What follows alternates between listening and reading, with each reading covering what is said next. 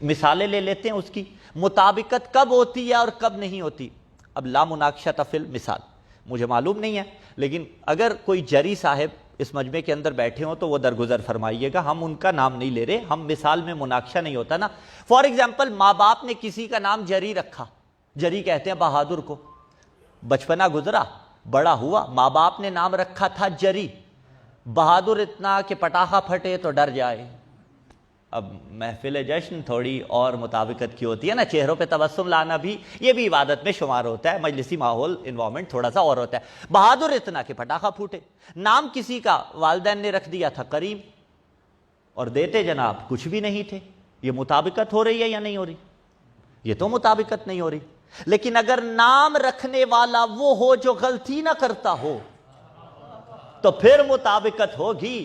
ہم اپنے بچوں کے نام رکھتے ہیں، کبھی مطابقت ہو جاتی ہے، کبھی مطابقت نہیں ہوتی. لیکن اگر نام رکھنے والا کائنات کا رحمت للعالمین رسول ہو تو اگر کسی کو حسن کہہ دے تو وہ حسین ہوگا. لیکن میں لفظ بدل دیتا ہوں، ہم اور آپ تو وہ ہیں جو حسن مل جانے پہ ناز کرتے ہیں، لیکن حسن جس کے مقدر میں آ کے سجدہ شکر کرے اسے حسن عسکری کہا جاتا ہے.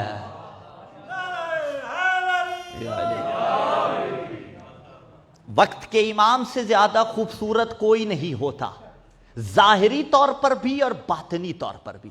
تو نام میرے مولا کا حسن ہے.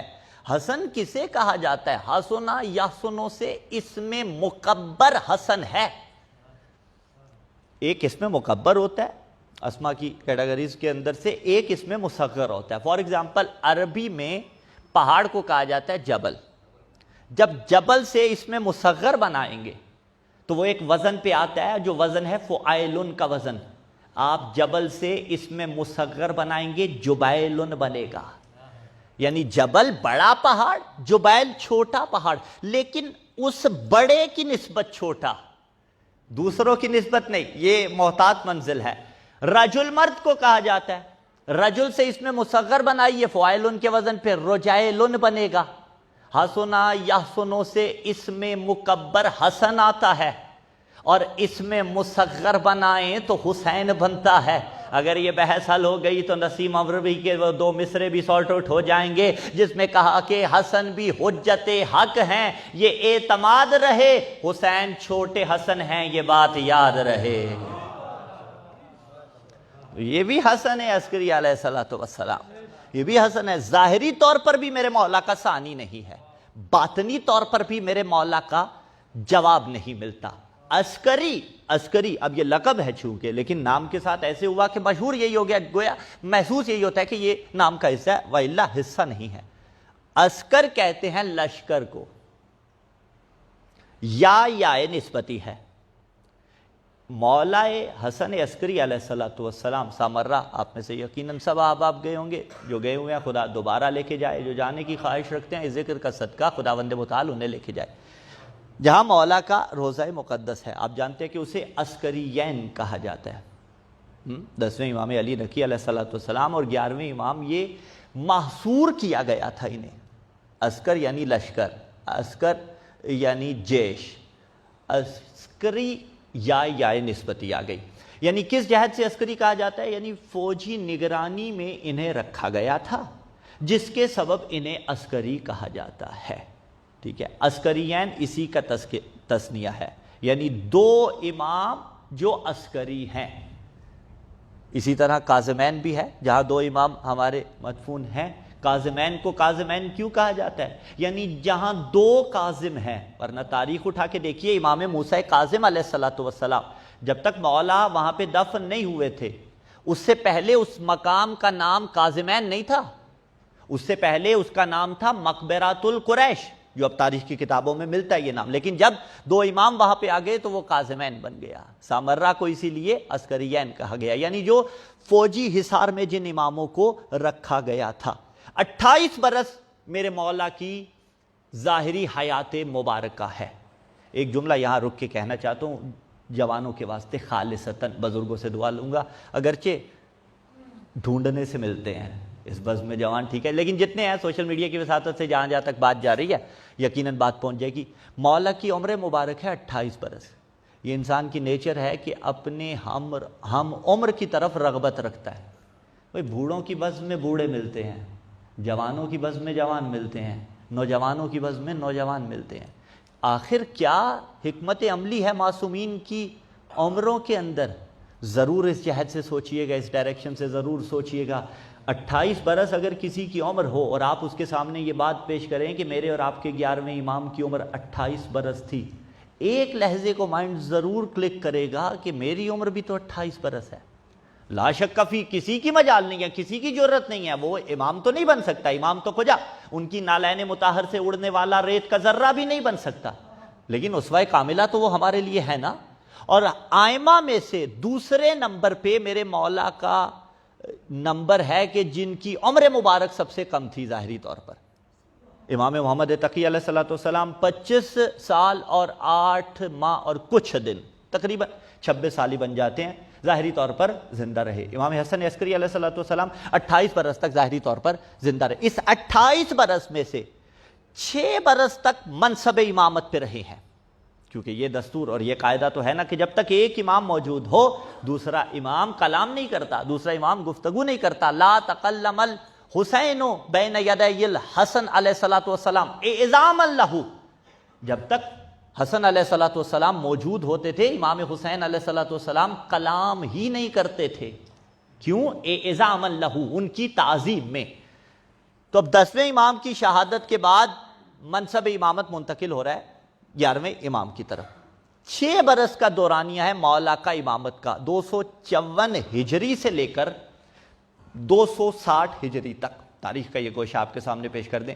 اس 6 برس میں فوجی حصار کے اندر میرے مولا رہے ہیں، لیکن اس 6 برس کے اندر جو مولا نے خدمات کی ہیں اس ہر ایک خدمت کے لیے علیحدہ سے ایک باب چاہیے، علیحدہ سے ایک محفل چاہیے، علیحدہ سے ایک بزم چاہیے کہ شیعوں کی مالی امداد بھی مولا اس میں کر رہے ہیں، علمی مباحثے بھی اس میں ہو رہے ہیں، شاگرد بھی اپنے اس میں تیار ہو رہے ہیں. اور سب سے بڑا جو کارنامہ ہے، یوں تو زندگی ہی کارنامہ ہے، لفظ میں کہیں عجلت میں کوتاہی نہ ہو جائے، یوں تو مولا کی زندگی ہی کرشمہ ہے، کارنامہ ہے، معجزہ ہے، کرامت ہے. لیکن زندگی کے اندر 254 سے لے کر 260 ہجری تک مولا منصب امامت پہ رہے ہیں. وقت کے امام دنیا میں تشریف لا رہے ہیں 255 ہجری میں، یعنی 1 برس ابھی ظاہری طور پر منصب امامت پر تھے 11ویں امام، اور 1 برس کے بعد 12ویں مولا حجت دوران دنیا میں آ رہے ہیں. ماحول اس وقت کیا بنا ہوا تھا؟ وہی جو موسیٰ کی آمد پر فرعون نے بنا رکھا تھا. میں نے کہا جب موسیٰ کو اللہ دنیا میں بھیج رہا تھا تو پھر فخر موسیٰ کو بھی تو بھیجنا تھا نا. اب ماحول اس وقت وہی بنا ہوا تھا، لیکن اس کے باوجود بھی حجت دورہ اور غیبت میرے مولا کی جو ابتدا ہو رہی ہے، غیبت صغرا کی، تاریخ کے یہ گوشے میں لاتے جائیے گا. 260 ہجری میں غیبت صغرا کی ابتدا ہو رہی ہے، غیبت کبریٰ کی ابتدا ہو رہی ہے 329 ہجری کے اندر.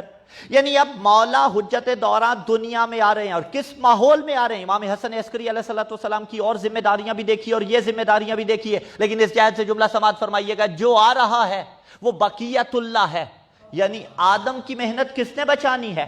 حجت دورہ نے. نوح کی محنت کس نے بچانی ہے؟ حجت دورہ نے. ابراہیم کی محنت کون بچائے گا؟ حجت دورہ. یحییٰ کی محنت کون بچائے گا؟ حجت دورہ. کم و بیش 1,24,000 نبیوں کی محنتیں کون بچائیں گے؟ حجت دورہ. رسول اللہ صلی اللہ علیہ وآلہ وسلم کی محنت بچائیں گے تو حجت دورہ. امیر المومنین علی ابن ابی طالب کی محنت بچائیں گے تو حجت دورہ. علی سے لے کے امام حسن عسکری علیہ السلام تک 11 اماموں کی محنت بچائیں گے تو حجت دورہ. کم و بیش 1,24,000 نبیوں کی محنت بچائیں گے تو حجت دورہ. جملہ آپ کے حوالے کرنا چاہتے ہیں، کم و بیش 1,24,000 نبیوں کی جو محنت بچائے اسے محمد مصطفیٰ کہتے ہیں، اور جو محمد مصطفیٰ کی محنت بچائے اسے علی ابن ابی طالب کہا جاتا ہے، اور جو علی سے لے کے امام حسن عسکری علیہ السلام تک کی محنت بچائے اسے حجت دورہ کہا جاتا ہے. اور جو اسی حجت دورہ کو بچا کر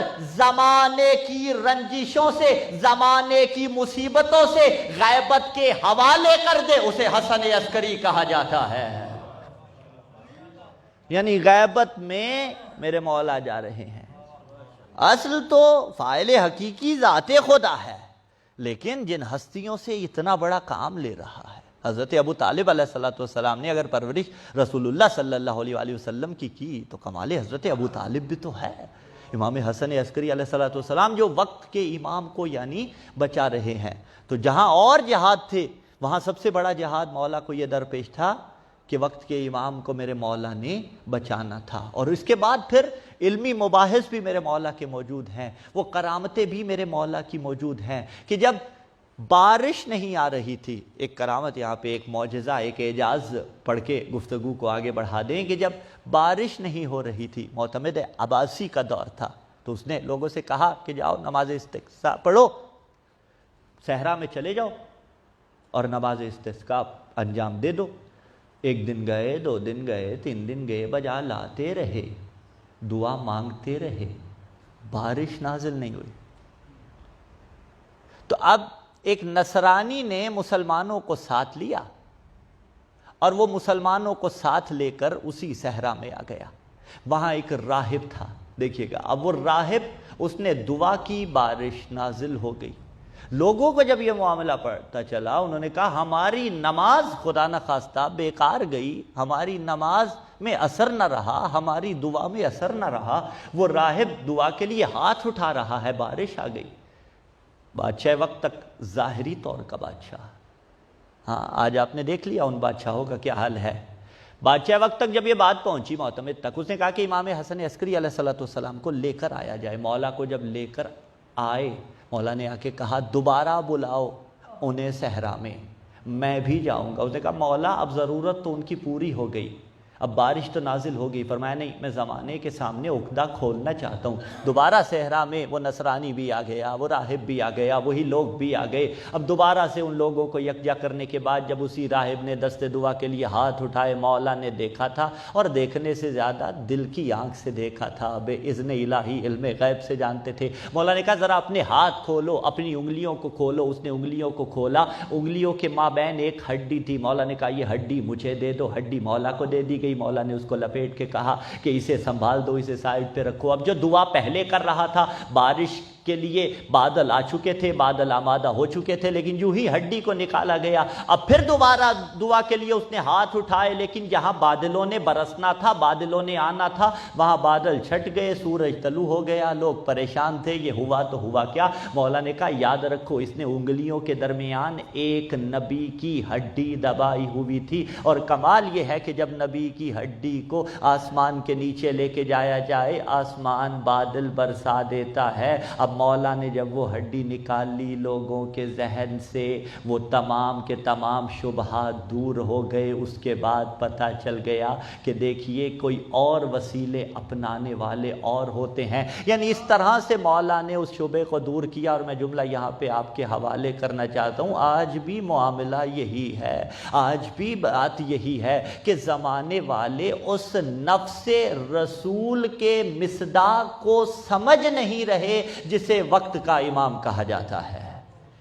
یعنی وہاں بھی کسی اور ذریعے سے بارش کو طلب کیا گیا، لیکن جب حقیقی وارث رسول آیا تو جو عقدہ تھا وہ کھل گیا۔ یہی معاملہ آج کے دور میں ہے کہ جن کے وسیلے سے سب آ رہا ہے، وہ عسکری کا چاند حجت دوراں ہے، لیکن اگر دور ہیں تو بہت زیادہ دور ہیں ہم ان سے۔ اس انداز سے مولا دفاع کرتے رہے عسکری قیادت کے ماتحت ہی رہے، لیکن پھر بھی شیعت کو بچایا، پہنچایا۔ جملہ یہاں پہ کہنا چاہتا ہوں، آج اس ماحول کے اندر یہ ذکر کرنا بڑا آسان ہے، اس ماحول کے اندر یہ ذکر سننا بڑا آسان ہے، لیکن گوشہ تنہائی میں، پھر جملہ کہہ رہا ہوں، بزرگوں کے واسطے یہ بات نہیں ہے، جوانوں کے واسطے یہ بات ہے، گوشہ تنہائی میں بیٹھ کر ذرا سوچئے گا کہ شیعت بچائی کیسے گئی ہے۔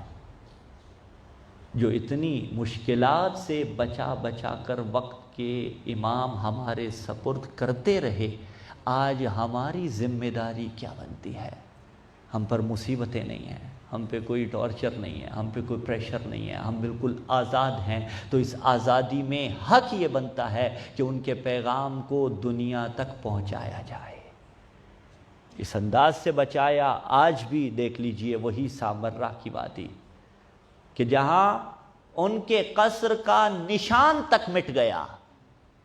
مرکز مبارک سے پہلے کچھ پہلے ان کا قصر آتا ہے, ان کے قصر کا نشان تک مٹ گیا. یہ 14ویں کے چاند کی مانند چمک رہے ہیں. فرق کیا ہے؟ بادشاہ تو وہ بھی تھے, بادشاہ تو یہ بھی تھے, لیکن ڈیفرنس بڑا زیادہ ہے. زمین و آسمان کا فرق ہے کہ وہ جسموں کے بادشاہ تھے, یہ دلوں کے بادشاہ ہیں. اور جسموں کے بادشاہوں کی بادشاہت ختم ہو جاتی ہے, دلوں کے بادشاہ تاب صبح قیامت دلوں پہ حکمرانی کرتے ہوئے نظر آئیں گے. صلوات پڑھ دے محمد و آل محمد کی ذات پہ.